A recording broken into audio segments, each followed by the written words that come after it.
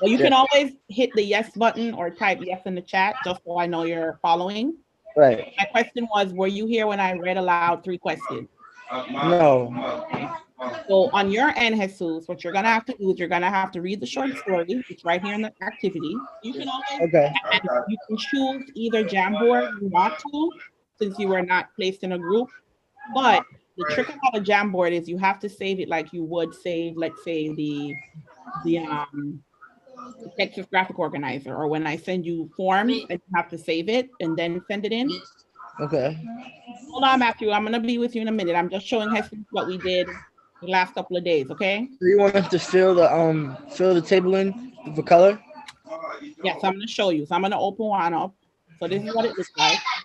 The Uh, Jamboard, right? And here's uh, the question. So what folks what will is do, the central idea of the story? 3 questions include evidence from the text that complete your answers. and what they did was they took a post-it, the post-it over here. This is where you grab your materials. You look for the little Okay. square with lines on it. You Add hit sticky that, note. All right. and then you Oh, type that's what you need, simple. Okay. right? And then you hit save. Make sure you put your name on it, and then you can just paste it on the form. Now, after you finish doing that, in order to save it, a little different from Google Docs. So instead of going to your left-hand corner to save, go to your right-hand corner. You see Okay. three dots? You see the 3 little dots that I'm hovering over by the share button. All right. You're gonna click that in order to make a copy. And You once have to make you a make a copy, copy in order to be able to edit. right, you can go ahead, you can add your name. It's already been shared with you, so you can write on it. All right. And you have to make your own copy because it was a group work. So in order to get, credit for yourself, you have to make a copy, write your name on it, and then turn it in from Google Docs. Okay. Matthew, Yeah, man. you didn't turn in your work. You hit turned in, but it was empty. But I did But it. for some reason it was empty. It wasn't attached. So I need you to try to do it again. I know you did the work. We were in the same group, Yeah. but in order for me to give you credit, you have to turn it in. So it says that you turned in something, and when I went there, it was blank. So try to go back where you have the assignment. Okay. Make sure you go to your work. You add an assignment, right? So you go to your Google Docs, pick out your Jamboard, which is this, and then you're going to go ahead and add it and send it because for some reason it wasn't attached. All right. I had responded to you last night. I graded whoever handed in your work yesterday. I graded it. So Emmanuel, you have a grade. Matthew, just fix that so I can give you a grade. But for now, right now, I think everybody's grade is up to date. Okay. Okay. All right. So now that we're caught up, Jesus, I see that you joined the Jamboard, so you can get that done on when you get some time. I'm going to move into today's lesson. So today's lesson, yesterday I asked you guys to start reading a short story called Lather and Nothing Else. Morning, Miss Williams.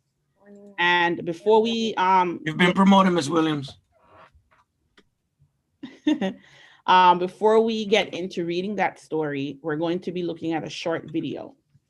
Now, the thing about great authors is that a lot of times when they use conflict,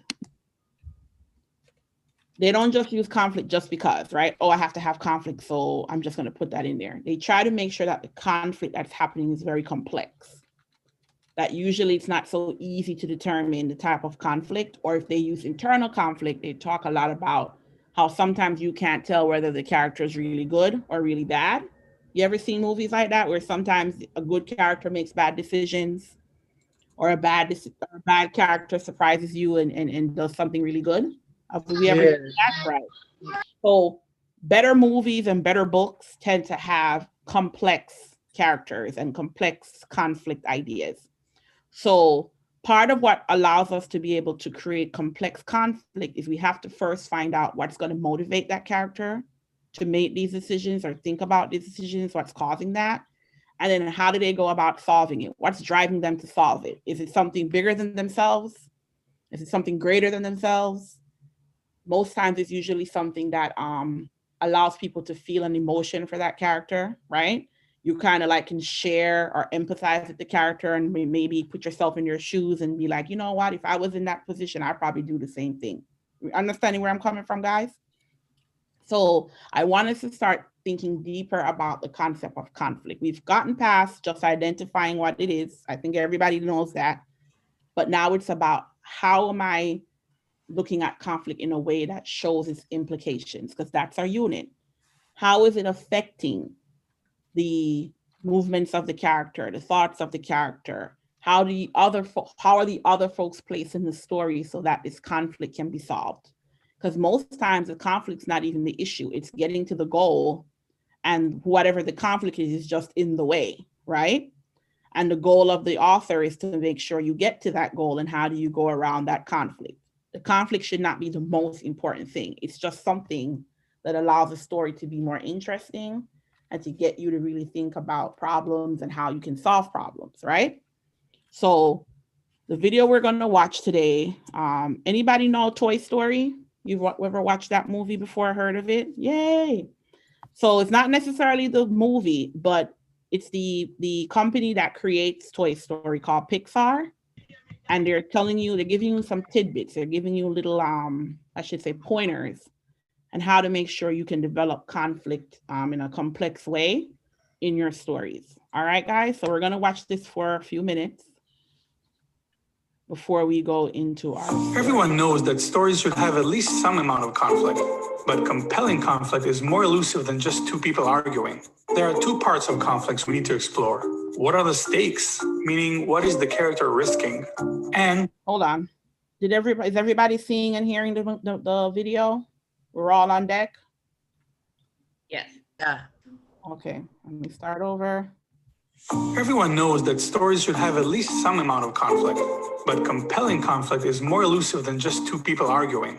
There are two parts of conflicts we need to explore. What are the stakes? Meaning, what is the character risking? And what are the forces stacking against her? Almost each one of Pixar's movies has a life or death moment. So characters are risking their lives, but usually they also risk something that means more to them and to us.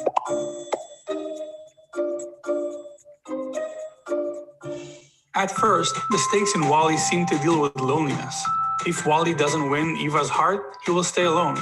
But this is not just some regular loneliness. We're talking about remaining the only sentient being alone in the planet, watching the same movie forever, talking to a cockroach. That's how Pixar raised the stakes. It's not about some guy losing a girl. It's about remaining alone in the universe forever. If that's not enough, later in the film, the entire future of the human race is in danger, as WALL-E, Eva, and the captain go against the evil spaceship. In Toy Story 3, the characters look death in the face. They hold hands, accepting their inevitable doom in the incinerator. But as we mentioned before, the movie raises the possibilities of far worse fate than being burned. One is remaining in the kindergarten purgatory, constantly abused. The second is losing your sense of self to become a warped, sadistic toy like Lotso. You used to do everything with her? Yeah, then she threw us out. No, she lost you. She replaced us. Both fates strip the characters of their identity, the former by denying the toys their main trait, their playability, and the latter by losing their morals and integrity. Up is a rousing adventure set in South America with chases, talking dog, exotic animals, and a Zeppelin. Yet the most threatening moment is when Carl had to let go of the house he's been carrying on his back. His life with Ellie is what gave him meaning. That house is the last relic of that life. Without it, will he be able to find meaning? Will he find a reason to go on living? Adventures put characters in physical harm, but if that's all there is, sprinkled with some international conspiracy, the story won't move us. A story needs emotional stakes if it wants to grab the audience by the throat. Stacking the odds against your character is the continuation of our first chapter that dealt with polar opposites. Until characters are pushed to the wall, we'll never know what's really important to them. What are they willing to risk? The harder it is for your character to get what he wants, the more she'll have to risk.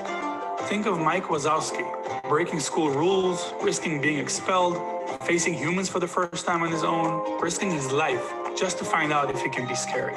It is only after realizing that no one, not even his friends, believe in him, that Mike is pushed to risk his own life. What he actually wants almost doesn't matter as long as it's important to him and hard for him to achieve. Once you know what your character wants, make it extremely hard for her to achieve. As we watch her try and fail, and succeed and fail, she will have to risk more. Risk takers are admirable. They are gamblers of the soul, willing to put everything they have on the line for something they believe in. Those moments, when they are true and well-earned, never fail to inspire an audience. I can do this! You're right. I know you can. Lucky fan! All right, guys, thanks for watching. In the next episode of Pixar Storytelling Rules. Okay, so that was a lot there, but some of what I got is that, again, when you're looking at conflict in a story or creating conflict in a story, it needs to be more than just, you have the bad guys, you got the good guys, right? There's more layers to it. There's more complications. There's more at stake. It requires sometimes strength, physical strength and inner strength. So I want you to bear that in mind when you're reading the story that's coming up. You also want to think about values and what we consider, things that we consider good and bad, like for morals, right? So sometimes a character might not physically have to deal with someone, but they have to think about what's right, what's morally correct, okay? Let's bear that in mind. So the story we're going to be reading is called Lather and Nothing Else. Now, I asked folks to start reading it yesterday, but I can bet money we probably didn't. So, from my expertise of being a teacher, I'm going to go ahead and read it. All right, but what I'm going to do is I'm going to have folks help me read this story. It's about, I think, 4 pages long. And I'm reading because of time. So usually I would allow you to read it on your own and do the work, but this period goes so fast that I think it's better for me to get you to actually start working with most of the time than the reading. So Mr. Cruz and Miss Williams, I'm gonna have you guys jump on the bandwagon, okay? But I'm gonna begin the story. Can everyone hear me? See. Just to be sure, okay. So it's called Lather and Nothing Else by Hernando Tellez. He came in without a word. I was stroking my best razor, and when I recognized him, I started to shake, but he did not notice. To cover my nervousness, I went on honing the razor. I tried the edge with the tip of my thumb and took another look at it against the light. Meanwhile, he was taking off his cartridge-studded belt with the pistol holder suspended from it. He put it on a hook in the wardrobe and hung his cap above it. Then he turned full around toward me and, loosening his tie, remarked, it's hot as the devil. I want to shave. With that, he took his seat. I estimated he'd had a 4 days growth of beard. The 4 days he had been gone on the last foray after our men. His face looked burnt, tanned by the sun. So far, where is this taking place, guys? Can somebody tell me where the story is taking place right now?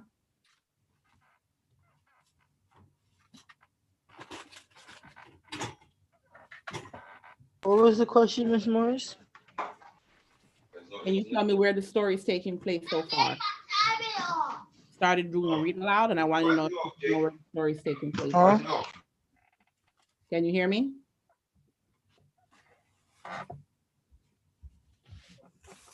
If you don't want to speak verbally, you can type it in the chat.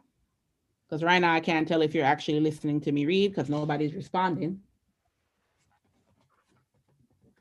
Does anybody know where the story is taking place so far? No one? Guys, we're monitoring the chat. You can chat it in.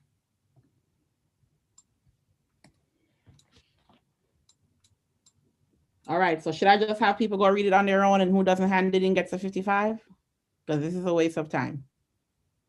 If you're not responding and I don't know you're listening, then there's no point in me reading it out loud.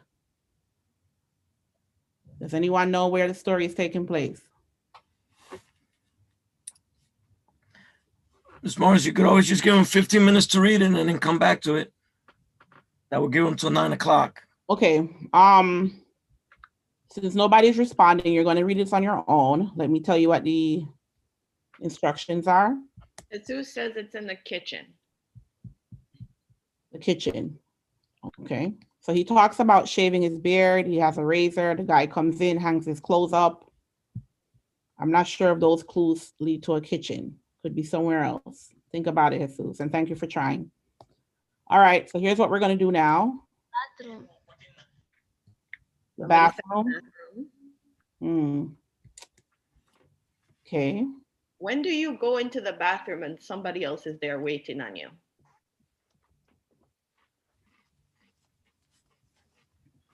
All right. Here's what you're going to do.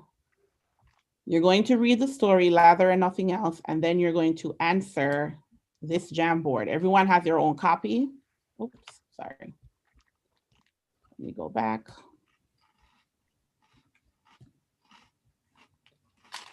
We're going to answer this Jamboard. Everyone has their own copy.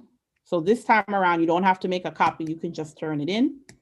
The question is, in the story, Lather and Nothing Else, the barber experiences the inner struggle of wanting to kill Captain Torres. What was the cause of this conflict, and what does the main character not want to give up if he decides to kill the captain? So again, what is he struggling with that allows him to really think about whether or not he should kill the captain? What's stopping him from killing the captain? And if he does, why does he kill the captain? And if he doesn't, why doesn't he kill the captain? So I need you to be able to answer that in about 5 sentences. Be sure to include evidence from the text. There is a text box. The text box here is just not showing until you click, and then you'll see it. So there is space there for you to type your response to this question. It is now 8:46. You have until 9:05 to read the story and answer the question in 5 sentences. Please begin that now. And I will be grading this at the end of class.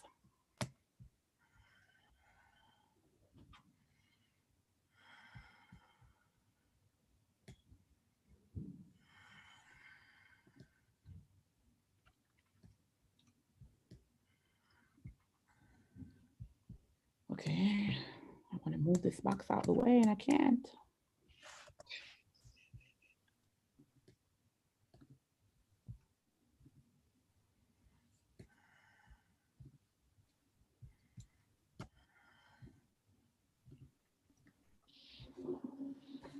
All right, I'm going to take attendance just so I can double check. I have Matthew, Jesus, Emmanuel, Alexander, and Ajay Fatu. Am I missing anyone? Don't see Alexander's. He was there earlier. I guess he left. When I was looking to see who could tell me where the story was taking place, he was there. Or you didn't, or you don't recall letting him in? Am I seeing things? I didn't let him in. Did you let him in, Miss Williams? Maybe. I don't know who I let in. All right, I'll take him off. So Emmanuel, Jesus, Matthew, and Ajay Fatu, right? Mm-hmm. Okay.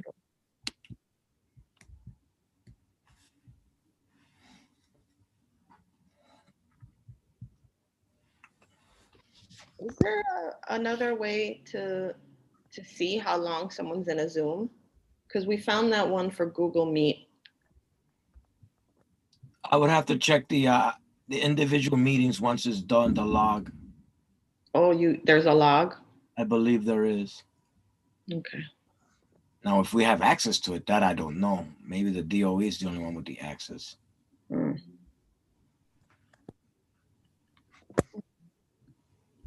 So on a regular Zoom, you could see, like the host can see. Mm-hmm.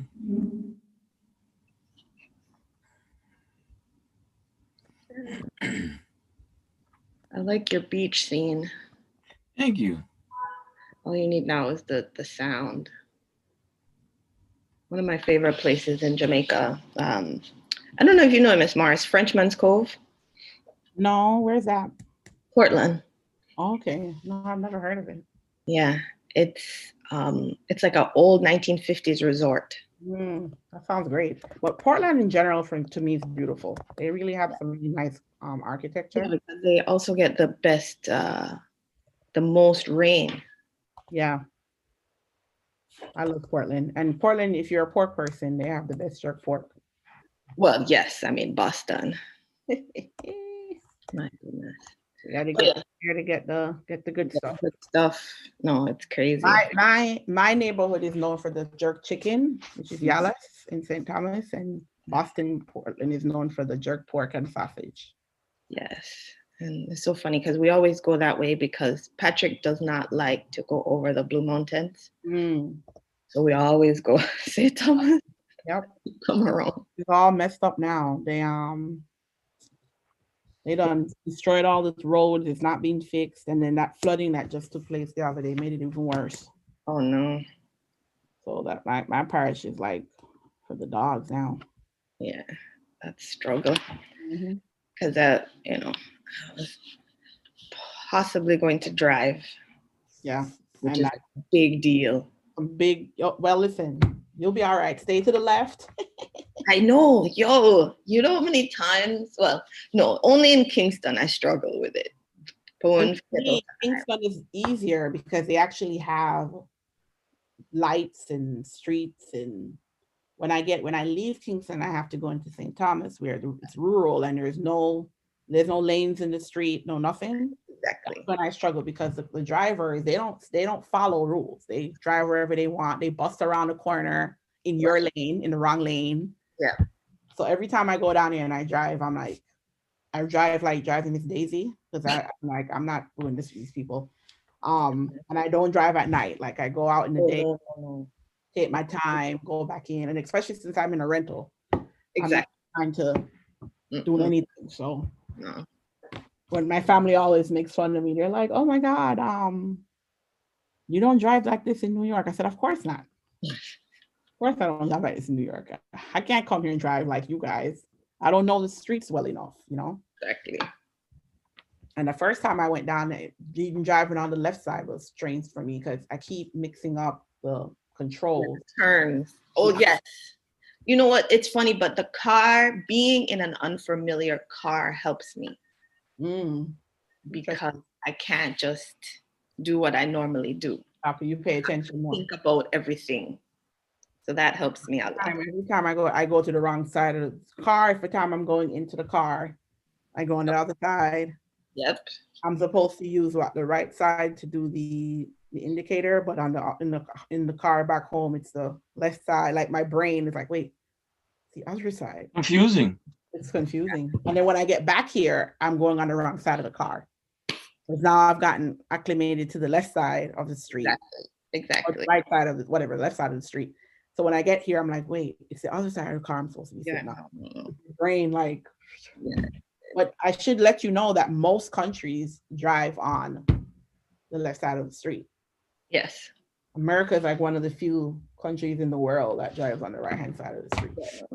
Because, British colonization is complete. Yeah, different. No, the Americans decided everything you guys do, we not do it. We're going the opposite. Mm-hmm. You like to go with coffee. Mm-hmm. You left, we're right. Like, pretty much. We say the rest of the world says soccer. What do you call it? What do we say? They say football. The rest of the world says football. And we say soccer. Yep. It is a game that you kick with your foot. So okay. I'm like, what's the point of that one? That one's already, it's like the name is in the game. Why are we changing that one? You know why? Because we don't listen to y'all. We do what we want. Don't make us. So, but yeah, good luck with that. Just be careful, Miss Williams. I mean, I feel like everybody should go there and drive just because you can have some freedom. Because I usually don't like having to depend on people to take me around. It costs me more money because every time I take somebody somewhere, I got to give them gas money, pocket money. They want something for me to buy. If I just go on my own, I don't have to worry about all that. But definitely, like for me, it's a little scary, especially in St. Thomas in the rural areas. When I go into Kingston, I feel so much better. And if you stop to get something to eat, you feel obligated to buy them a lunch too. Exactly, that's what I'm saying. And they're not even feeling. They letting you know what they want. Right? No, they're clear. I thought that was just in Puerto Rico. No. No. The minute you come, you're supposed to treat everybody. And it's funny because when they come here, they still no, you still treat them. Exactly. So it's making the big bucks. A whole one-sided making America money. A whole one-sided thing. I'm like, wait, something's wrong with this equation right now. But, So I'm like, at least if you come here, I treat you, but when I go back home, treat me. No. Yeah, You doing the treat. And if they come here and they don't even come see you, they're calling you to let you know they're in the country and you need to send them something. right. And you'd be like, so I'm just saying. it's really funny because I'm the baby, Mm. except for my cousin. And they still look at you to give him something. No. Oh, that's good. So I go to Jamaica and forget that I have a wallet. That's awesome. Not me. I'm the second to last child. Right. And the second to no. I have another cousin who's younger than me than my brother. And old, young, Right. indifferent. Everybody comes to me to give him something. I'll be like, okay, so you set the precedent. That's true. Even my brother, my brother, he dodges them. So when they see him, they don't ask him for nothing. They'll try, right. But he'll insult them. And I'm like, that's ice cold. Like he's like, nah. I'm like, oh wow. I'm too soft. So I'll be like, all right, fine. But no, you need to do my grandmother's thing, like somebody have a baby and they say, oh, we're da da da da, can you get me a blah? She'd be like, I don't me breed you. Yeah. No, my mom, I think I got it from my mom. My mom, she likes to give. Yeah. Can't help it. And I remember growing up, she always told us, you always give better. So let's say you have something and you want to break it, give the bigger half to someone else. So I've always had that thing where, all right, you share, because I feel like it's reciprocal regardless, even if you're not getting it back from that person. Right. You're getting it back from the universe. You get it. Yeah, you get it back. I always turn out okay. And my belief is that it's because I try to, either I pass it on or I give when in need. But I know some of them are pretty much trying to take advantage or milking you. I know, but it is what it is. Yeah. Either I say yes or I say no, right? Yeah. If you have it. Yeah. All right, folks, you have about 13. No, what time did I say we stop in? 9:05. They got 8 minutes. You have 8 minutes and you'll be asked to share your screen on what you've written. So use that to put your time in. You have 8 minutes.